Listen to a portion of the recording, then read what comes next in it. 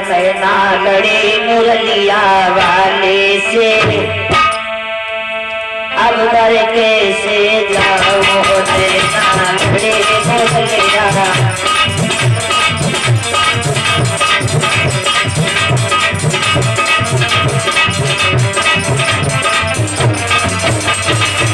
अब घर कैसे जाओ सखी, अब घर कैसे जाओ, अरे अब घर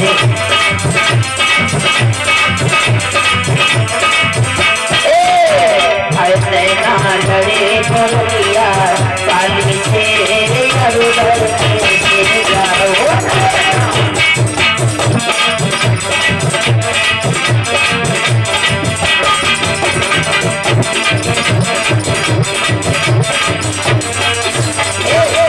मर जाओ तो मेरी सास लड़ेगी, सास लड़की मुझे जुल्म करेगी। आए घर जाओ तो मेरी सास लड़ेगी, सास लड़की मुझे जुल्म करेगी। कहेगी ससुर हमारे से, अब घर से सब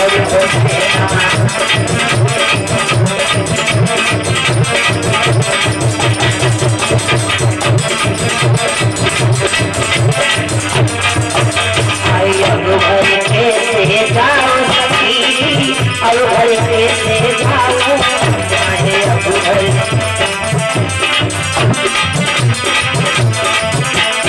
नैना लड़े मुरलिया वाले से, अब घर कैसे जाओ।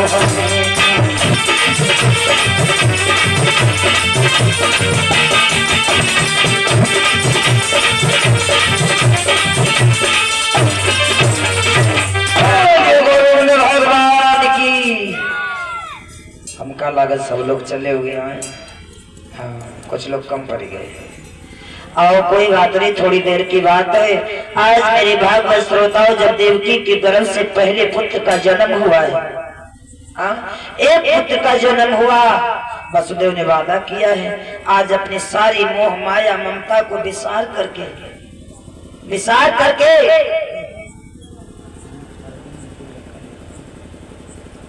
आज महाराज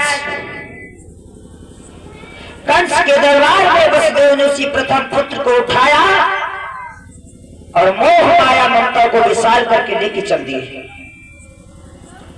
जा करके वसुदेव जी जिस समय महाराज कंस की राज दरबार में पहुंचे हैं, आज उसी प्रथम पुत्र को दे दिया।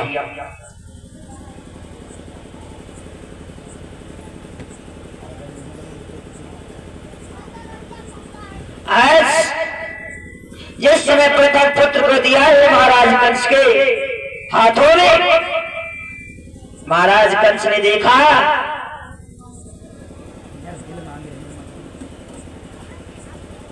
इधर मेरे भागवत श्रोताओं ध्यान रखना, जिस समय महाराज कंस ने उस प्रथम पुत्र को हाथ में लिया,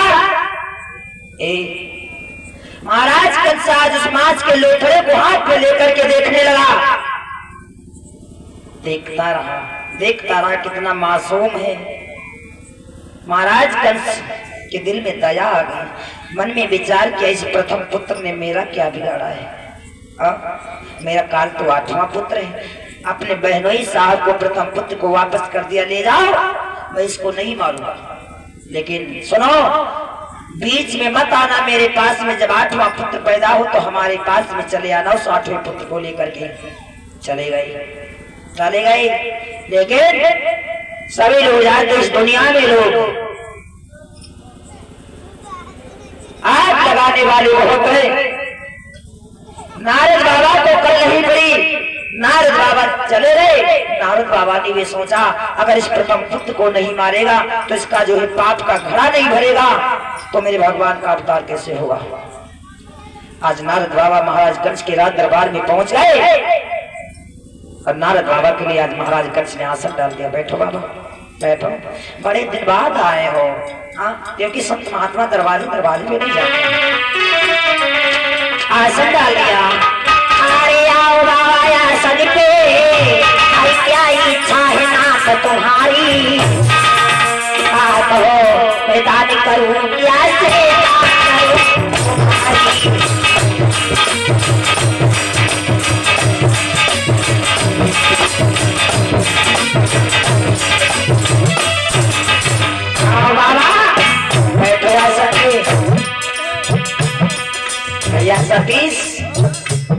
क्या बात है। आज सरकार भी अभी भी सब महात्मा दरबार पे नहीं जाते। अरे सत्ता सिरों पे द्वार पे कभी किसी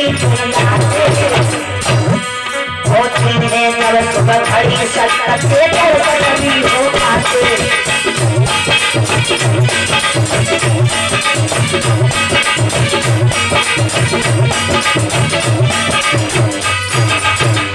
बाबा को आज महाराज कंस ने बिठा लिया। नारद बाबा ने देखा महाराज कंस बड़ा खुश। क्या बात है राजन, बड़े खुश दिखाई दे रहे हो? क्या बोले नारद बाबा? ओ कंस राज सत्य को छोड़ बैठा आनंद मनाता है।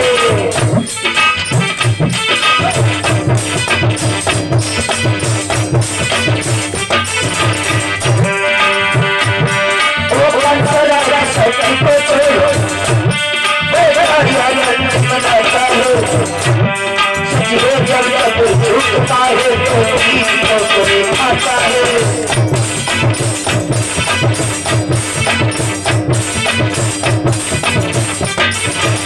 नारद बाबा ने जवाब दिया, अपने दुश्मन को छोड़ करके आनंद मना रहे हो, खुशियां मना रहे हो। सच है जब चतुर झुकता है वो 3 ठोकरे खाता है। नारद बाबा से कंस ने जवाब दिया, क्या कह रहे हो? हमारी को समझ में नहीं आ रहा है।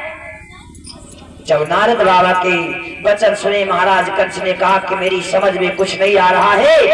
आज नारद बाबा ने अपने झोली से एक 8 पंखुड़ियों का कमल का पुष्प निकाल करके दिया। राजन, अरे जना इन पंखुड़ियों को गिन करके हमें बताओ। आज महाराज कंस ने उस कमल के फूल को ले लिया हाथ में और गिनती करने लगा। सुनो बाबा, 1 2 3 4 5 6 7 8। कंस ने जवाब दिया, बाबा इसमें 8 है। जवाब दिया, अब जरा उल्टा गिनो। उल्टा गिनने लगा, 1 2 3 4 5 6 7 8। इसमें बाबा जी जब उल्टा गिनते उधर से भी 8 निकलती है। नारद बाबा ने आगे पूछ लिया, अब तुम ही बताओ राजन, इसमें कौन सी पहली और कौन सी 8वीं है? कंस टकरा गया। जवाब दिया, बाबा अरे जो पहली है वही 8वीं है, जो 8वीं है वो पहली है। जवाब दिया नारद कंस, तुम नहीं जानते हो ये परमात्मा का खेल है। हो सकता है 8वां गर्भ वाला जो बालक है वो पहले ही गर्भ में आ जाए और तुमने उसे छोड़ दिया है। जवाब दिया नारद बाबा, क्या मार डाले उसे? नारद बाबा ने सोचा, हम काहे कहीं मार डालो। नारद ने कहा, मैं क्यों? इतना कह करके नारद बाबा चले गए। नारद बाबा आगे कूदते नफा सुलग रही है। अब महाराज कंस का चैन नहीं, क्या करे? महाराज कंस नंगे पैर भागते हुए चला जा रहा है। जाते ही जाते आज वसुदेव के हाथ से उस पुत्र को छीन लिया। जब छीन लिया, देव की बिलात करने लगी, भैया पहले तो आपने छोड़ दिया, तुम्हें ऐसा कौन सा गुरु मिल गया जिस पुत्र को मारने के लिए आ गए? लेकिन महाराज कंस ने कभी नहीं सुनी। क्या किया? आज बालक का पैर पकड़ करके जिस समय आज नचा करके उसे पत्थर पे पटका, मेरे भागो श्रोताओं, देव की अपना कलेजा पकड़ करके रह गई। उसकी आंखों के सामने महाराज कंस ने उस प्रथम पुत्र को पत्थर पे पटक दिया। आज देव की रोती रही, लेकिन कंस के दिल में कोई दया नहीं आई।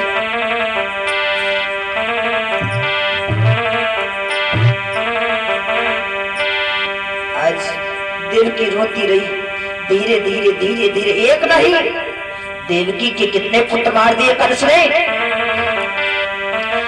एक नहीं मारे गए, इस प्रकार 6 बार आगे कहना है हमें हरि माया का हाथ।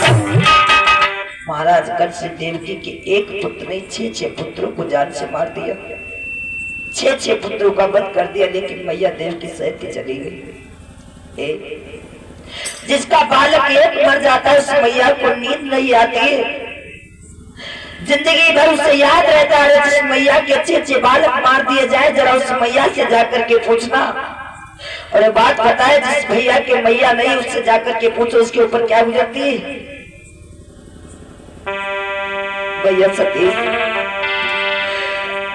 अरे मैया बिनु आदर कौन करे, अगर मां नहीं है तो सब मां नहीं है भैया। अरे भैया बिनु आदर कौन करे, भैया कौन करे। अरे बदला बिनु बरसा कौन करे।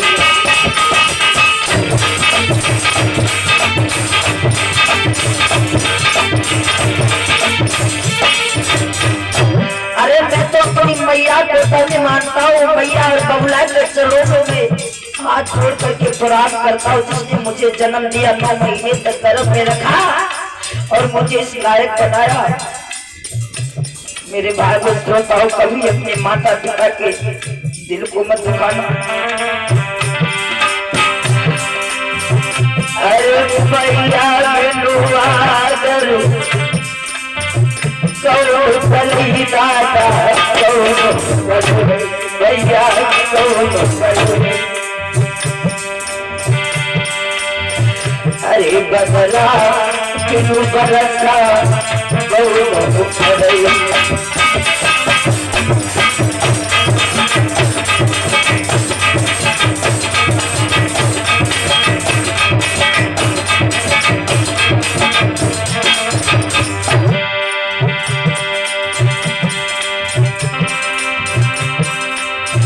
अरे बदला बिनु बरसा कौन करे भैया, कौन करे दादा, कौन करे। अरे बरसा बिनु सागर कौन करे।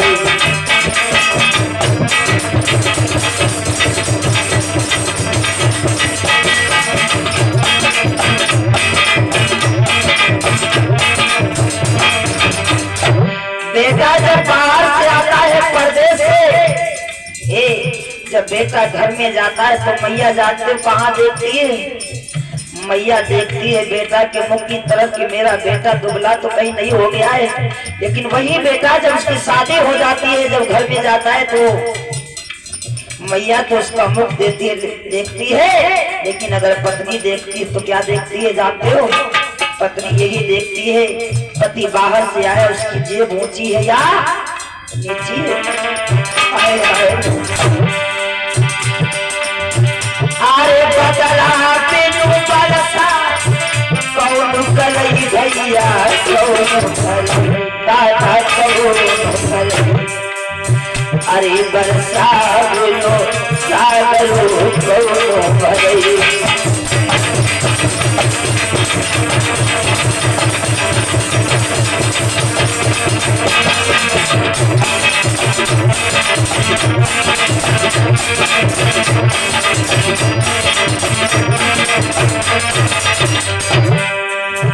और जरा ध्यान देना मेरे भाई श्रोताओं।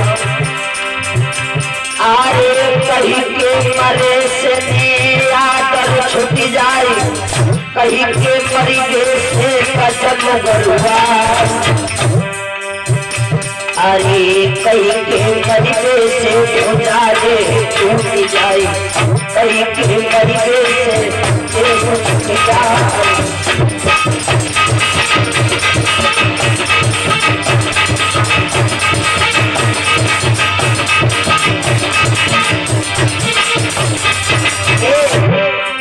मैया जो मर जाए तो जरूर छूट जाए। आरे बबुला के मरीजे से बचन गरुआ। आरे भैया जो मर जाए तो गुजारे छूट जाए। अरे नारी मरीजे वो छूट जाए।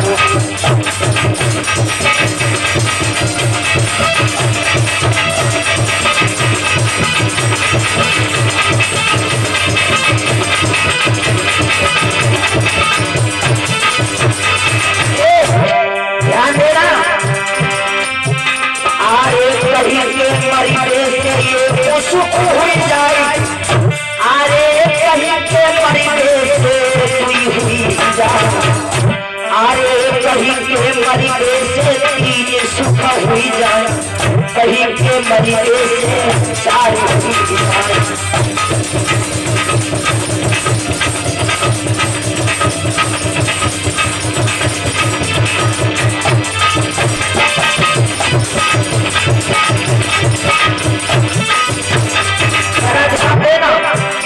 अरे मैया जो मर जाए तो ये सुख हुई जाए, अरे बबुला के मरे से हुई जाए, अरे भैया मर जाए तो तीन सुख हुई जाए, नारी मरिबे से चार हुई जाए।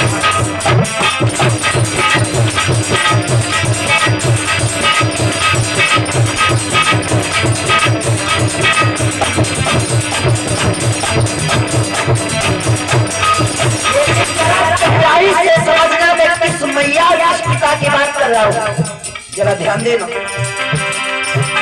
अरे मैया के कई जैसी मर गई हो, अरे हिरण्यकश्यप पिता मरी जाए, अरे भैया पानी रे जैसो मर गई हो, नारी का साथ मर जाए।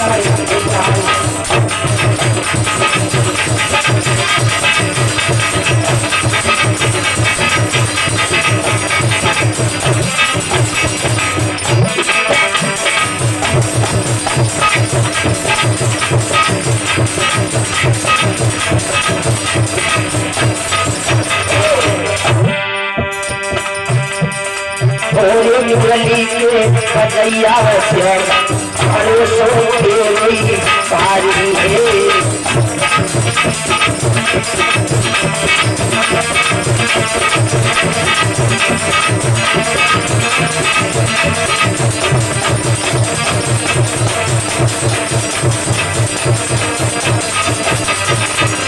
हाय तेरी बारी है कन्हैया तेरी भाई है, मुरली के बजैया से अरे सो के पारी है।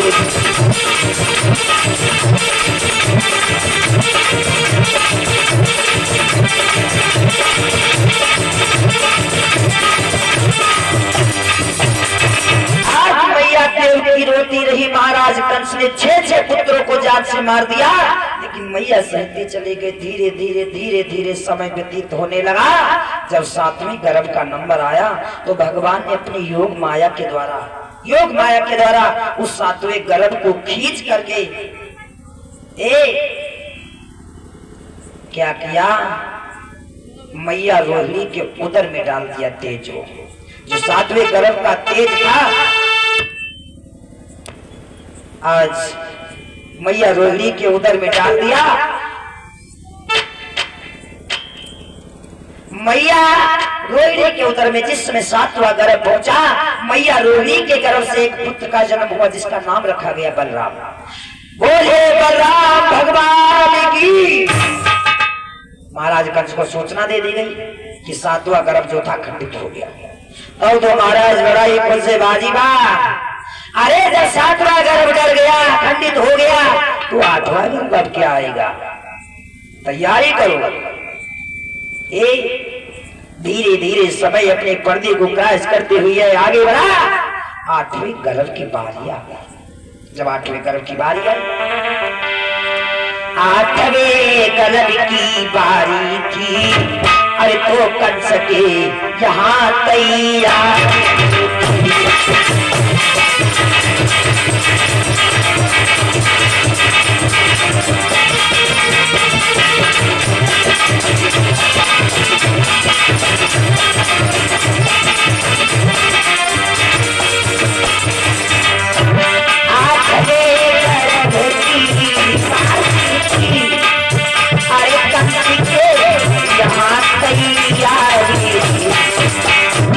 राजा था पहले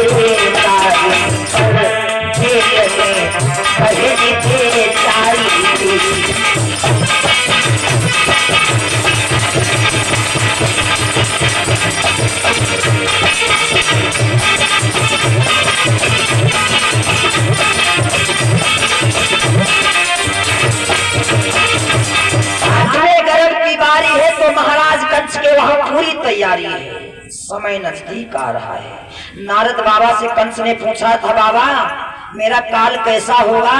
तो नारद ने बता दिया था, काला काला होगा, टेढ़ी टांग वाला होगा। महाराज कंस जब भोजन करता, अगर दाल कहूँ जीरा से छौंक दे जाए, अगर दाल में यहाँ वो जीरा देखा तो है काला आएगा, है काला आएगा। इतना डर है महाराज कंस को, बहुत डर है। लेकिन जब धीरे धीरे 8वें गर्भ की बारी आई, महाराज कंस ने क्या किया, एक एक फाटक पे 2-2 पहरेदार लगा दिए। अरे पहरेदारों की तो बात दूर रखो, महाराज कंस खुद पहरेदारी करना जाने कितने समय काला जन्म ले ले और हमें जान से मार दे। धीरे धीरे समय व्यतीत होने लगा। समय कौन सा है? भादों का महीना है, घोर काली अंधेरी रात है। कैसा है समय भैया?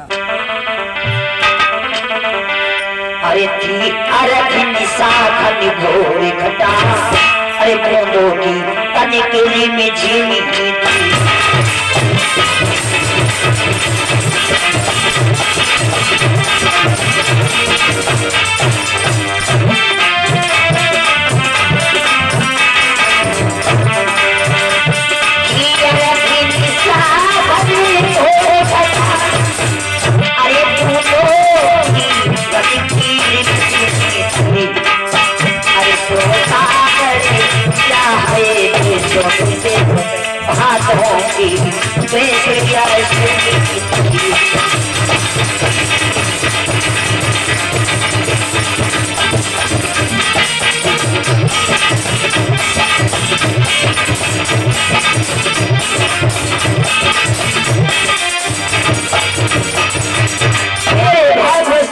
भादों की कृष्ण अष्टमी है, घोर काली अंधेरी रात है। सभी माताओं बहनों को थोड़े थोड़े फूल दे दो, हाथ में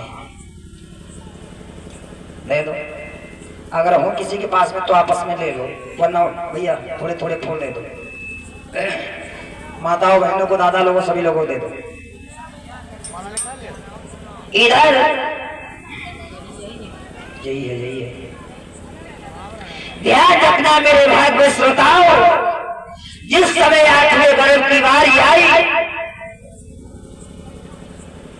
तो आज इधर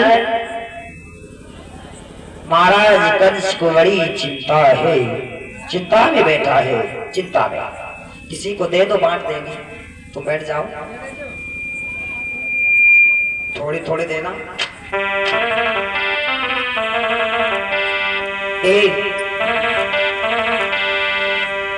आज इस धराधाम भूतल पे ग्राम महर्षा में भगवान का अवतार होने वाला है। हमारे परीक्षित महाराज ने, सुरेश जी ने भगवान कन्हैया के लिए बड़ी सुंदर व्यवस्था की है। केक मंगवाया है, पंडाल को गुब्बारों से सजवाया है हमारे सभी ग्राम महर्षा के भक्तों ने। और भगवान कन्हैया के लिए बड़े सुंदर सुंदर कपड़े भी लाए हैं परीक्षित महाराज। मुकुट, बंसी, कानों के कुंडल सब आए। अभी हमारे भगवान कन्हैया पहले दूध से स्नान करेंगे, फिर गंगा जल से स्नान करेंगे, फिर उसके बाद में कपड़े वस्त्र पहनेंगे। आइए, महीना कौन है? भादों का। आज इधर देवकी बैठी है उदास, 8वें पुत्र का जन्म होने वाला है। आज देवकी जिस जेल में बैठी है, उस जेल में एक रोशनदान लगा है, रोशनदान, जिसे आप लोग खिड़की कहते हो। उस खिड़की से कुछ प्रकाश आया, प्रकाश। तो वसुदेव ने देखा, हाथों में शंख चक्र गदा लिए सामने भगवान साक्षात रूप में खड़े। देवकी डर गई। वसुदेव ने पूछा, कौन हो? जवाब दिया, मैं कौन हूं?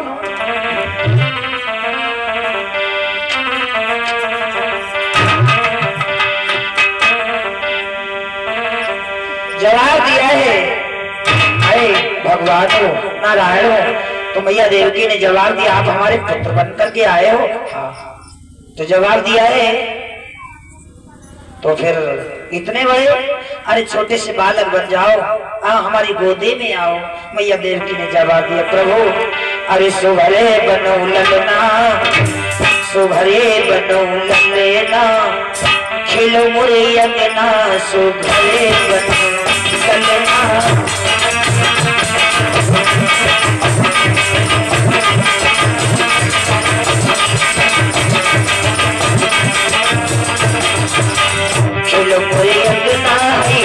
खेलो मुझे अंगना खेलो मुझे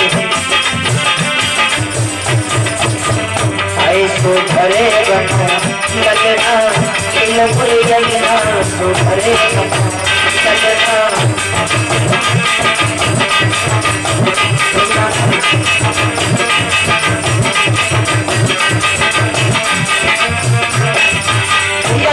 होली में जो भी क्यों चला जो भी क्यों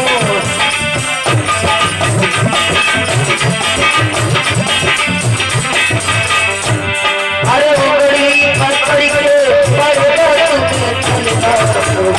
बनो लगना